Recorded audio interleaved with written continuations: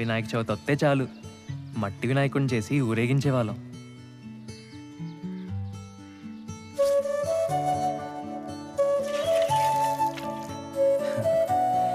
ఏది చూసినా ఆశ్చర్యమే మాకు. టైర్ ఆట, కొబ్బరాకులతో చేసే కళ్ళజోళ్ళు, బచ్చాలాట, ఆదివారం 9 గంటలకు వచ్చే పంచతంత్రం, వీడియో గేమ్లు, ఉయ్యాలాట, జామాకులతో చింతపండు కలుపుకొని తినేవాళ్ళం తెలుసా.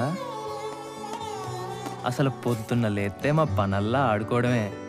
రాదే రాదే అలుపంటూ రాదే ఆడేస్తున్నా ప్రతి పూటే, వాడు వీడు అని తేడాలే లేవే, ఓ చోటే చేరి ఆడమే. అమ్మా నాన్నల్ని ఎంతో విసిగించి మాటే వినదంట వయసే, ఇప్పుడే గుర్తొస్తే అన్నీ వదిలేసి మా గుండె తిరిగేదా చోటే.